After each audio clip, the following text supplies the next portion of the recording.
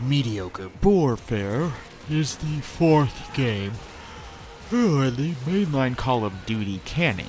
Finest Hour and Big Red 1 technically don't count, and blatantly copied Battlefield, which moved to both modern and future warfare before Call of Duty even went modern. The first version of this game I owned was a free copy of the PC version I won off of a GamePro.com offshoot site called OMGList.com, which I later gave to my ex because I'm stupid like that. Simp. The 50-player online matches in the PC version were insanity. However, cutting my losses, I've since reacquired the game on the PS3, and have actually never fully played through the single-player campaign until this last week for this very review. While the single-player was stagnant even for its time, a bunch of overdone scripted crap where the developers pretty much just grab your hand and lead you through the game, little choice rendered to the player, you pretty much just watch each scene of the game unfold and play it in the way the developers want you to play it. In fact, there are times where you can just sit back and watch the gameplay itself, if you weren't constantly being harassed by enemies who try to pretend they aren't all just shooting at you. An illusion they don't even bother with on higher difficulty settings. If one stagnant, overdone side note of design scenes stands out in my mind, it is, oddly enough, the AC-130 Gunship Mission. Generally, I detest these scenes, and this one is definitely as uninspired as the rest. However, the part I found most interesting is, instead of being based off of some military movie like Black Hawk Down, which seems to have inspired most modern shooter video games, it's actually based off of a real military video of an AC-130 mission in Afghanistan. A video I remember seeing before YouTube was even a thing, and you can actually still find the original video on YouTube. I found it amusing that while Modern Warfare shed the historical World War II skin, they still had an entire scene in the game based off of a real mission in modern history. I found that to be really cool, as I'm sure that millions of people have played the scene and had no idea it was based off of a real video from a real modern war. The story revolves around some bad guy trying to acquire a nuke or something, then branches off to an American Marine who, spoiler alert, dies. Honestly, who cares?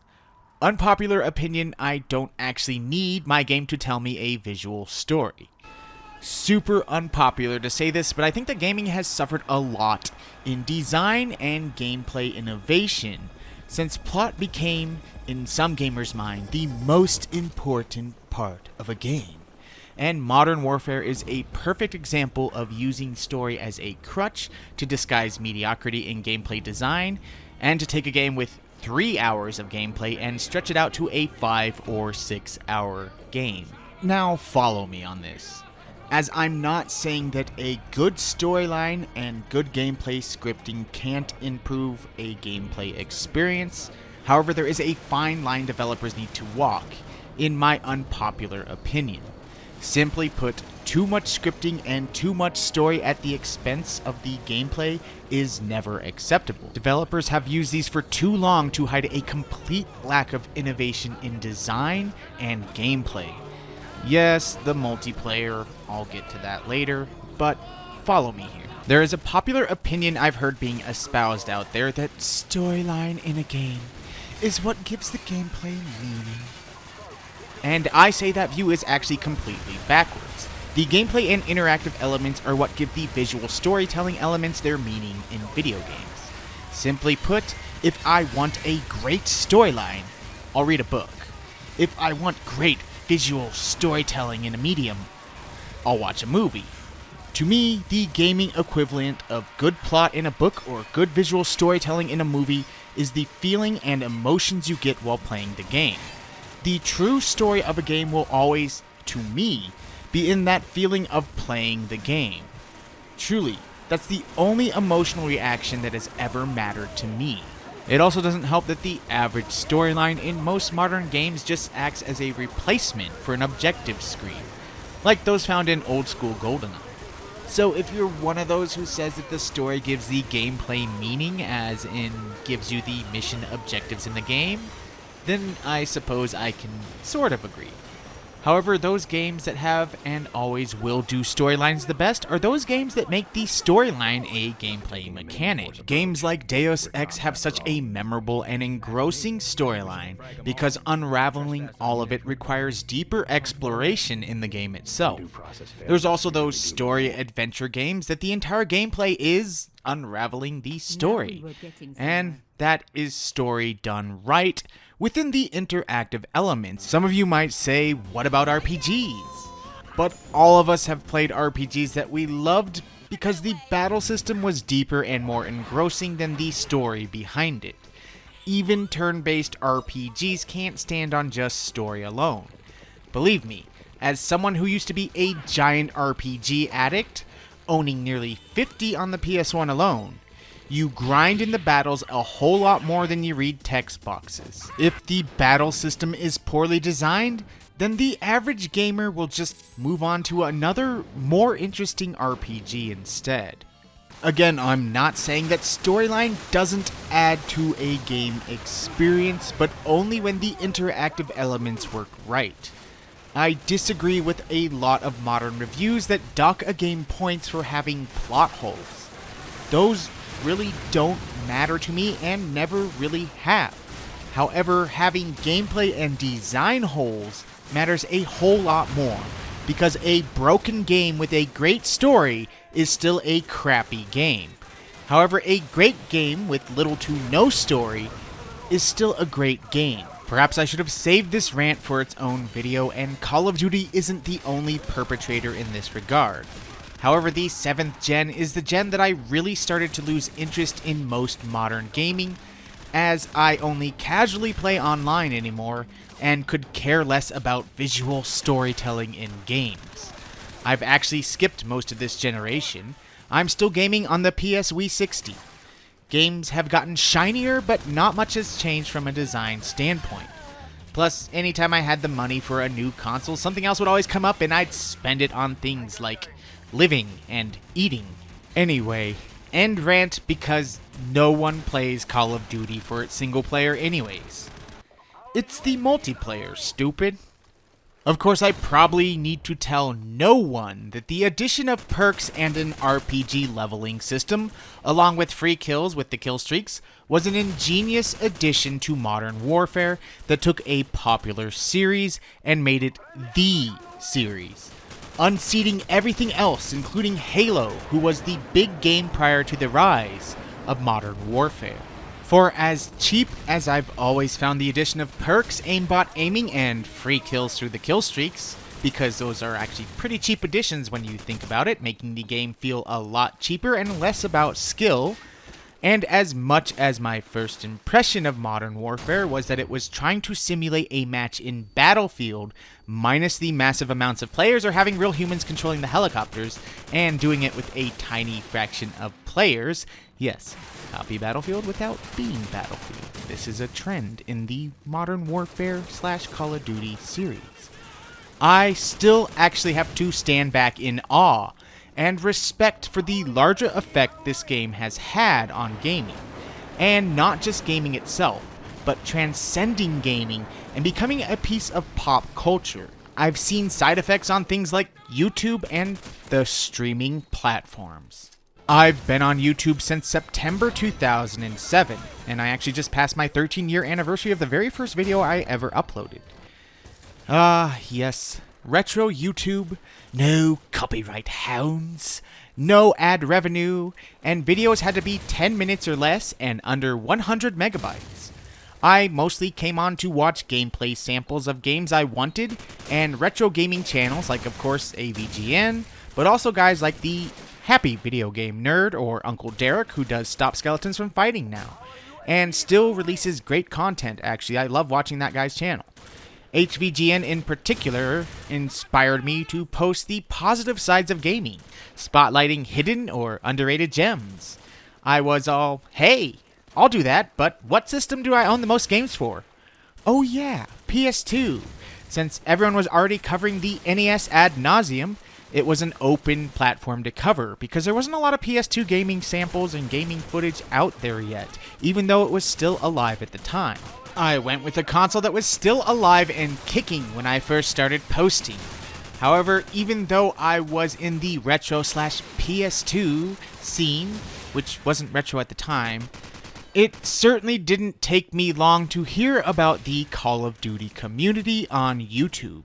You see, not only did Modern Warfare push the Call of Duty series to be possibly the biggest franchise in gaming history, but it also had the good fortune of being released right around the time that YouTube was on the rise, and capture cards became more common for consumers. I have no doubt there are myriads of YouTubers, pro gamers, and now Twitch streamers making a living today because of this game.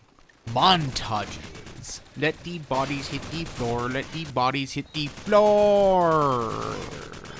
Commentaries. Yeah, bro, so, like, I'm running these perks here, and, like, the real thing, like, I'm running, like, Juggernaut and, like Sleight of Hand, but, like, I'm actually just playing Deathmatch in, like, an objective-based mode. So, yeah, I mean, so that's why I get, like, these sick kills. I mean, it's not even playing Deathmatch, and everyone's trying to, like, capture this flag or this little spawn point or something, bro, and I'm just playing Deathmatch, so that's why I got this, like, awesome kill streak, bro. Gamers being discovered by pro gamer groups and national clans. Gaming, MCNs, or multi-channel networks, and even Twitch all owe a debt to this game and the later games released in this series. Sure, other games have had their hand in this as well, not to give Modern Warfare all the credit. However, there are so many platforms, gamers, and channels that have been launched on the back of Modern Warfare, and for that, the series actually gets my respect. So as meh, and meh,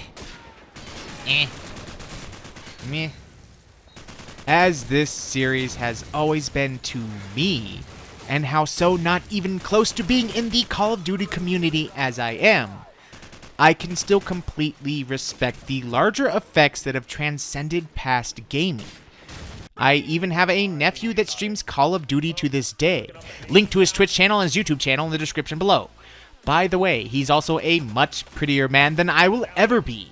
I even bought him his Elgato HD60S capture card, despite the fact that I'm still running on a first-gen Hop Hog for my own channel. And he's currently trying out for the Phase 5 clan. I have no idea who that is because I'm such a boomer. The PS3 version of the game is actually still online. In fact, to Activision's credit, pretty much all versions of every Call of Duty game are still online to play. Yes, I know they remade an HD upgrade recently to this game, and you can play that online as well. But it's still really cool that you can still go back to the PSV60 Call of Duty games and enjoy them online. So long as someone isn't running hacks and cheating. Yes, this is an actual problem. Unfortunately, as old as this game is, and all the other PS3 Call of Duty games are, I highly doubt Activision is going to do anything about the hacker problem. So, maybe just run a private room with your homies to avoid this crap right here. Come on, really? You game-ruining slobs. Go finish yourself. Graphically, the game looks good for a 2007 game.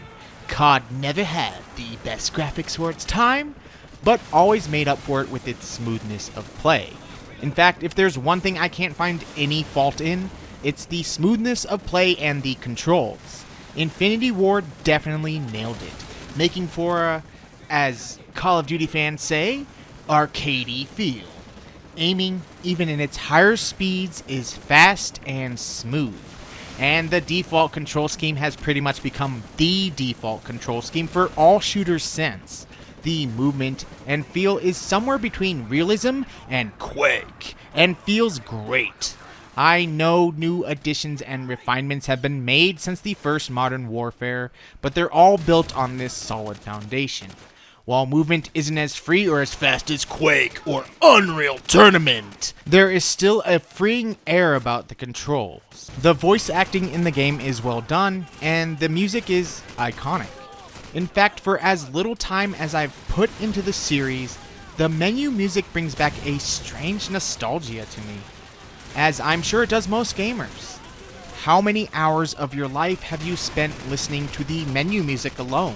The bottom line, despite the fact that I'm not a big fan of the series, despite the fact that I find the general design in the single player to be stagnant, even for its time, and despite the fact that this review seems to actually have taken a strange turn to less of a review than a commentary on storylines and the bigger effects of this game on gaming and online video streaming platforms, I will always actually respect Call of Duty 4's place in gaming history. There are those games and series that define whole eras in gaming. Those games that, even if you didn't own, you probably played. For NES gamers, it was Super Mario Bros. For Genesis gamers, it was probably Sonic 2 as the pack-in if you got a Model 2 Genesis like I did. And for the Super Nintendo, Super Mario World, even though mine came with Link to the Past. And the list goes on and on.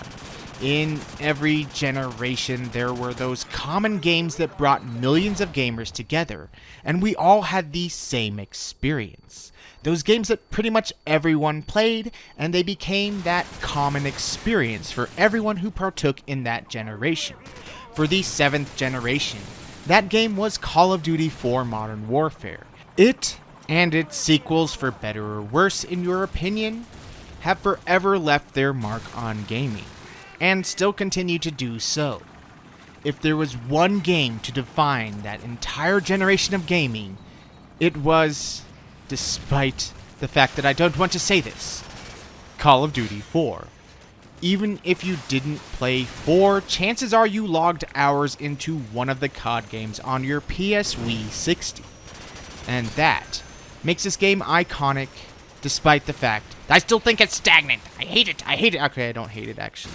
It's just kind of there. It's like the John Madden of first-person shooters. But anyway, love the series, hate the series, or fall somewhere in between, kind of like me. Modern Warfare's mark on gaming has forever been cemented in gaming history, and in the minds of gamers. An undeniable achievement unlocked in gaming history. And for that reason, despite the fact that I'm not a huge fan of the series, I will always actually respect its huge achievements in gaming.